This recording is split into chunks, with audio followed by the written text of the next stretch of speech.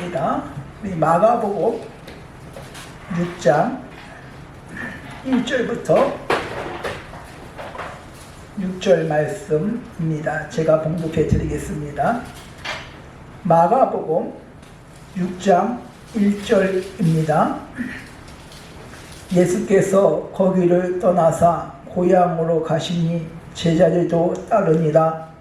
안식이 되어 회당에서 가르치시니 많은 사람들이 듣고 놀라 이르되 이 사람이 어디서 이런 것을 얻었느냐?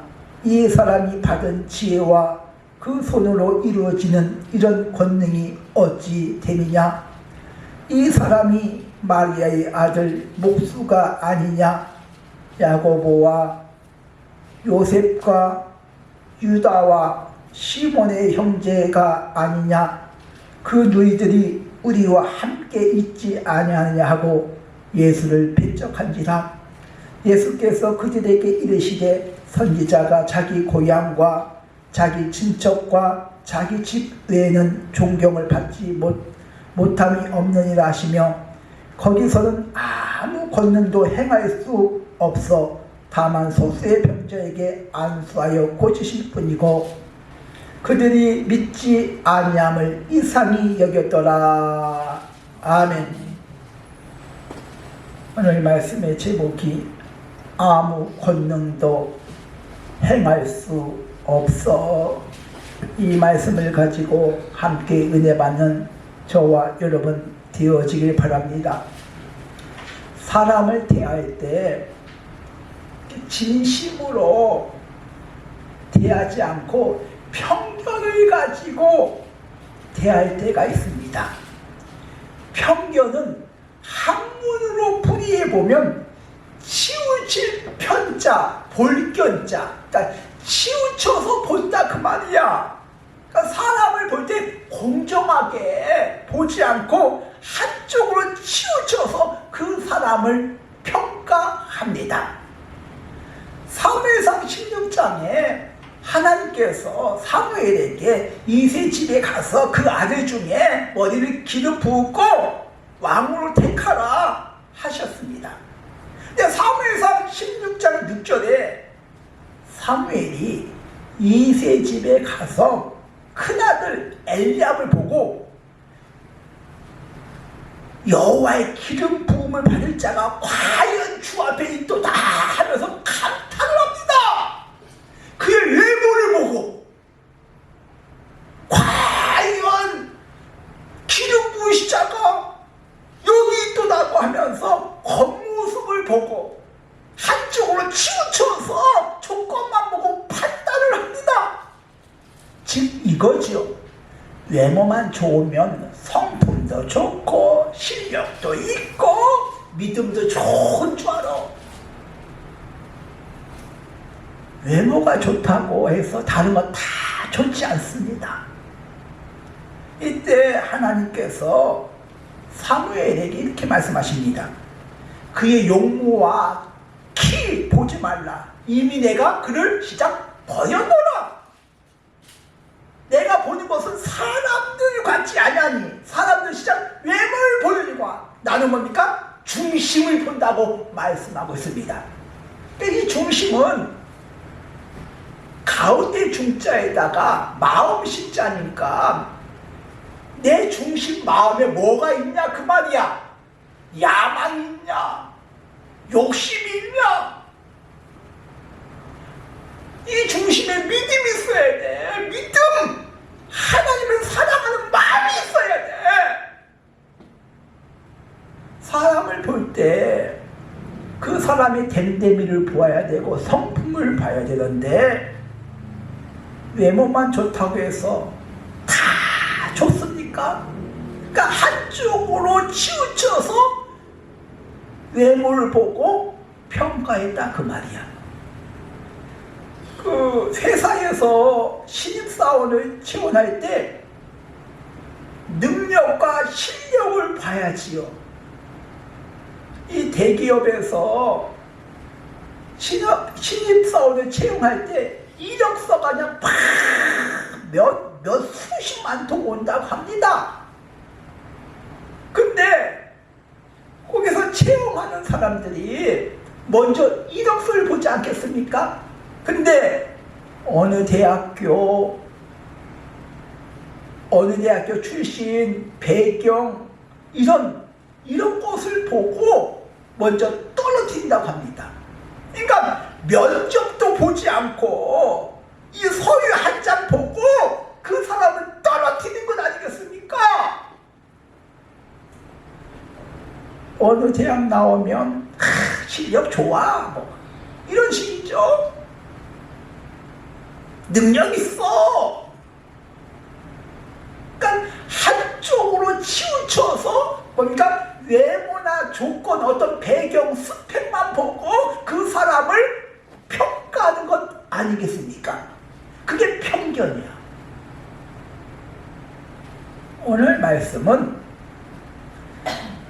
6장 1절에 예수님께서 자기 고향으로 가시니 제자들도 따르니라. 근데 고향에 갔으면 사람들이 환영하고 그렇게 못할지언정 오늘 말씀에 보니까 배척하신지라 이렇게 나와. 배척한다고 했어. 예수님께서 사역하신 지 3년이라는 시간이 거의 흘러갔습니다. 예수님께서 이 3년의 그 기간 동안에 수많은 이적을 일으키셨습니다. 죽은 자를 살리시고 문둥병자도 고치시고 소경의 눈을 뜨게도 하시고 못 걷는 자를 걷게도 하셨습니다. 이런 소문을 다 듣고도 알고 있는데 고향에 갔는데 사람들이 그를 배척을 합니다. 이전에 보시기 바랍니다. 예수님께서 안식일날 회당에 가서 말씀을 전합니다. 그 말씀을 듣고 놀랍니다. 이 사람이 이런 것을 어디서 얻었느냐? 또 이 사람이 받은 지혜와 그 손으로 하는 그 이루어진 능력이 어찌 되느냐? 그러니까 말씀을 증거해서 그 말씀을 듣고 놀라고 손으로 어떤 역사, 능력을 행하셨습니다. 근데 그 바로 다음 절에 보면 3절에 보면 이런 말을 합니다.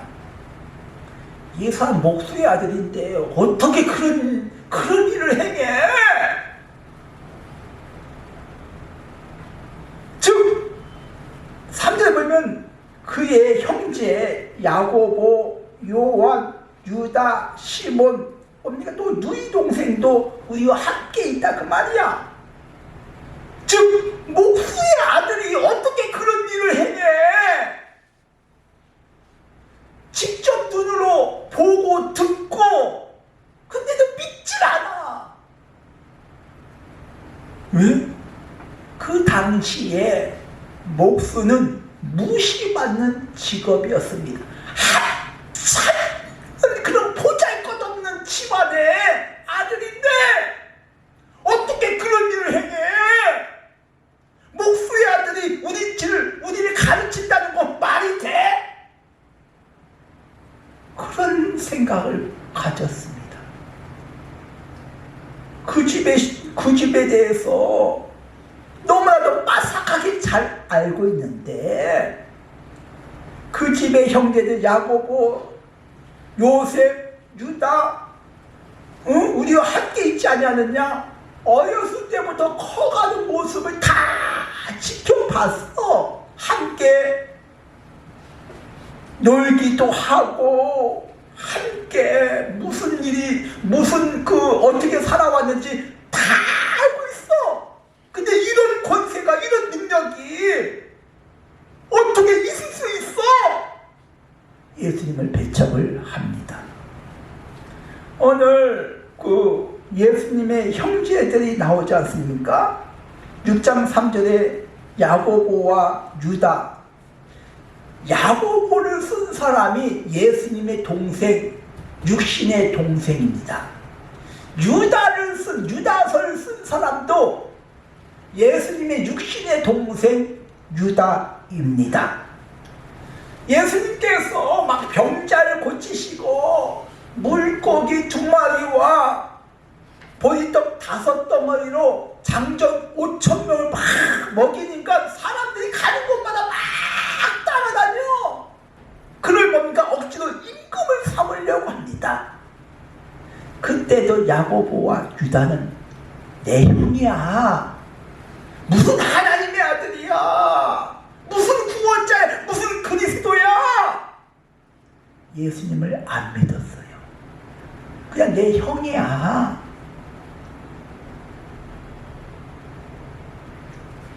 그러나 고린도전서 15장을 우리가 부활장이라고 합니다. 예수님께서 부활하시고 야고보와 유다 그의 형제에게도 나타나셨습니다. 즉 부활하신 예수님을 만난 후부터 와, 그분이 하나님의 아들이셨구나, 그리스도셨구나, 그때서야 깨닫습니다. 예수님이 살아서 복음을 증거하고 이적을 행하고 그럴 때는 예수님을 안 믿었어. 그렇다면 어떻게 보면 마을 사람들, 동네 사람들은 너무나도 잘 알고 있어. 목수의 아들이야. 이런 권능을 어떻게 행할 수가 있어 하면서 배척을 합니다. 즉 예수님의 어떻게 보면 내적인 조건을 보고 목수의 아들? 어떻게 그것만 보고 예수님을 평가하는 것 아니겠습니까? 그런데 문제는 오늘 마태복음 6장 5절 한번 보시기 바랍니다. 거기서는 아무 능력도 행할 수 없다고 말씀하고 있습니다. 이사야서 40장 28절에 너는 알지 못하였느냐, 듣지 못하였느냐, 영원하신 하나님 여호와 땅끝까지 창조하신 이는 피곤치 아니하시며 곤피치 아니하시며 명철이 시작 한이 없으시다고 말씀하고 있습니다. 그렇게 하면서 이사야서 40장 29절에 피곤한 자에게 능력을 주시며 무능한 자에게 힘을 더하신다고 말씀하고 있습니다. 그 말은 하나님은 내가 조금 능력이 부족하고 약하고 그래도 상관이 없다 그 말이야. 피곤하고 무식한 자에게, 능력이 없는 자에게 지혜를 주시고 능력을 주시고 힘을 더하여 주시면 되기 때문에 그렇습니다. 즉 내가 부족하고 연약하고 지혜가 부족한 것은 아무런 문제가 되지 않아. 내가 좀 약해도 상관이 없어. 구하는 자에게 주시겠다고 분명히 말씀하고 있습니다. 피곤한 자에게 능력을 주시며 무능한 자에게 힘을 더하신다고, 명철이 한이 없으시다고 말씀하고 있습니다. 그러나 믿지 아니한 자에게는 방법이 없어. 능력이 부족하면 하나님께 주신데 구하는 자에게. 근데 믿지 아니한 자들, 믿음이 부족한 자에게는 방법이 없어.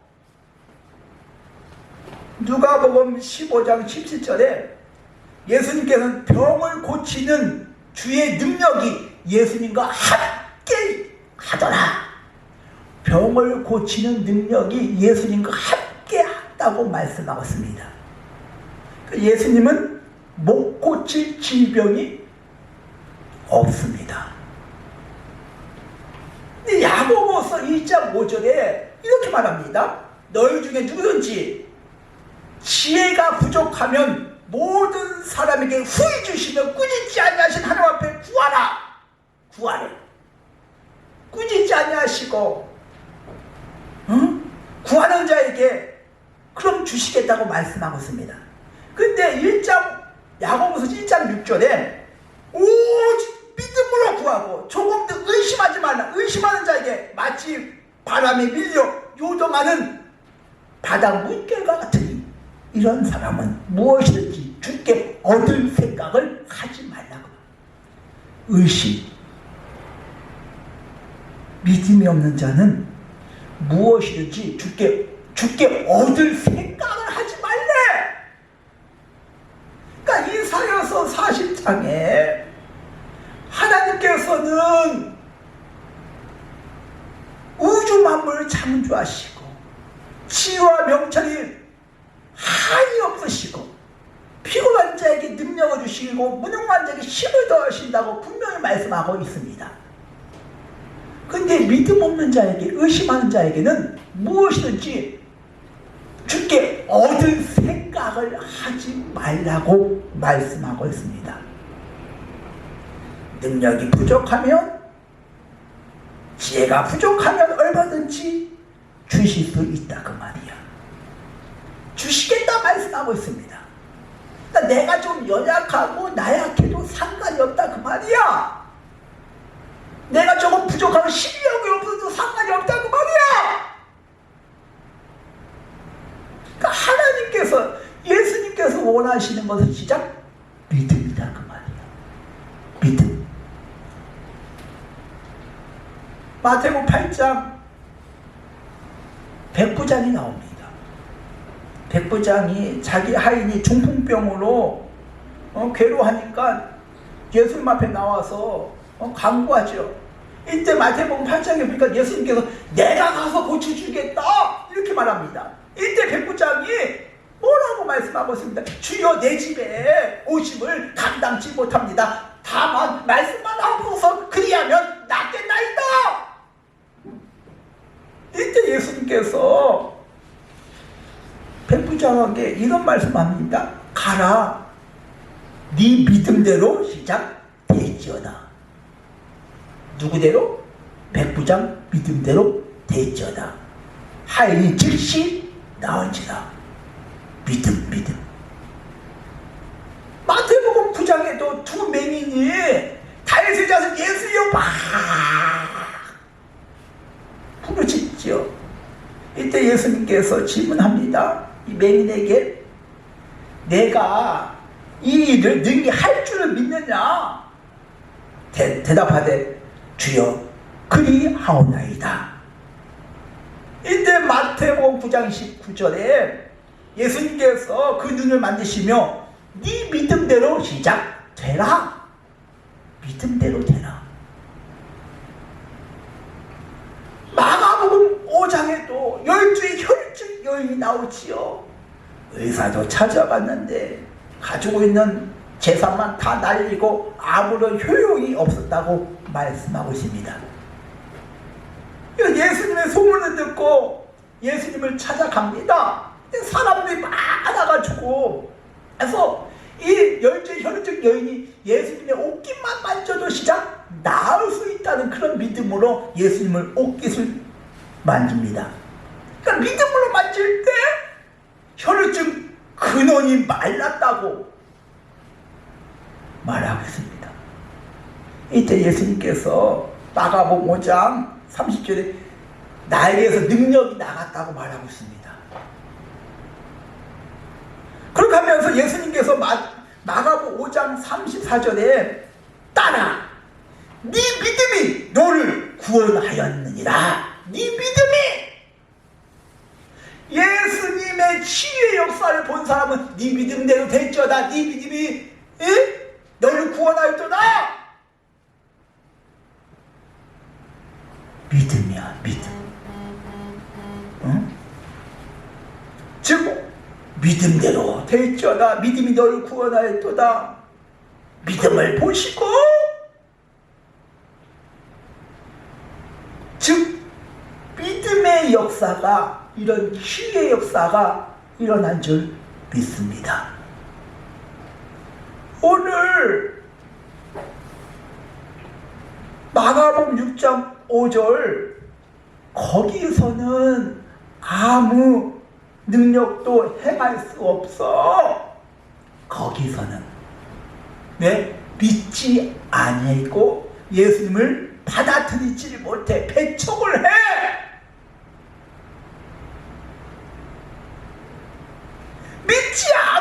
결정하니까 그러니까 거기서는 아무 능력도 행할 수 없다. 그 말은 예수님이 행하고 싶어도 할 수 없다고 말이야. 믿지 않으니까 방법이 없어. 믿음의 역사가, 믿어야 역사가 일어나지요. 믿음이 없이는 하나님을 기쁘시게 할 수 없는데, 믿지 않으니까 방법이 없어. 방법이 없어. 예수님께서 원하시는 것은 딴 것이 아니에요. 믿음을 원하고 계시지 않습니까? 그렇다면 나의 믿음은 어떠합니까? 나의 믿음은 정말로 믿음이 있습니까? 이사야서 53장 5절에 예수님께 징계를 맞으심으로 평화를 누리고 그가 채찍에 맞으심으로 나무 입었다고 밝히고 있습니다. 우리가 예수님을 믿지 않습니까? 예수님을 믿는데 뭘 믿습니까?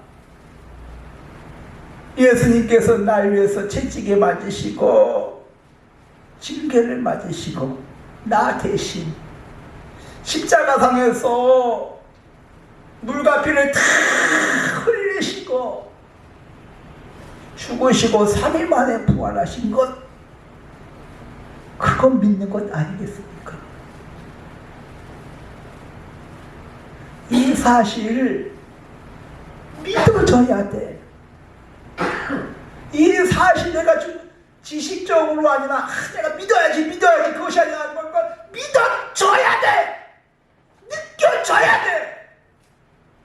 가슴에 와 닿아야 돼.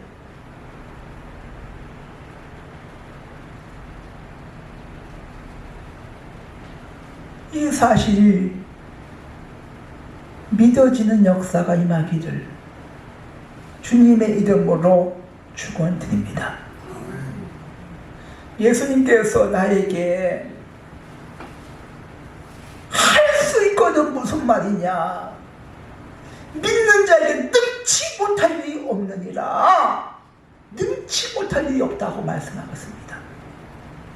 겨자씨만 믿음은 있어도 이 산을 들어 저리로 옮긴다고 말씀하고 있는 줄 믿습니다.